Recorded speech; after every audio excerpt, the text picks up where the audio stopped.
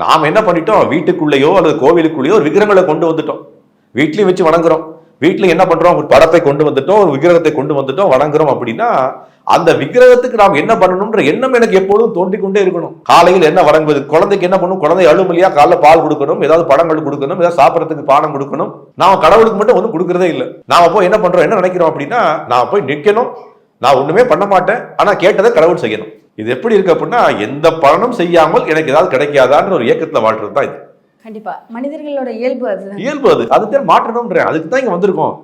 இந்த உலகமே அமைக்கப்பட்டதே நம்மளை மாற்றிக்கொள்வதற்காக தான் வந்திருக்கோம். இது ரீஹாபிலிட்டேஷன் சென்டர். இது ரீஹாபிலிட்டேஷன் சென்டருக்காக தான் கடவுள் இங்க அமைச்சிருக்காரு. அதுதான் துக்காலயம் அசாஸ்வதம்னு பகவத்கீதை சொல்றாரு.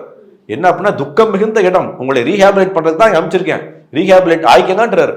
நாம என்ன பண்றோம், ரீஹாபிலேட் ஆக மாட்டோம் நிக்கிறோம். அப்ப இது என்ன இன்னொரு விஷயம் என்ன, மரியாதை கொடுக்கணும். அந்த விக்கிரகங்களுக்கு மரியாதை கொடுக்கணும். எப்படி சாஸ்திரம் சொல்றது அப்படின்னா, ஒண்ணு அதை குழந்தையாக பாவிக்கணும், குழந்தைக்கு செய்ய வேண்டிய அனைத்து விஷயங்களையும் செய்ய வேண்டும். ரெண்டாவது என்ன, ஒரு அரசனை போல மரியாதை கொடுக்க வேண்டும். Hola!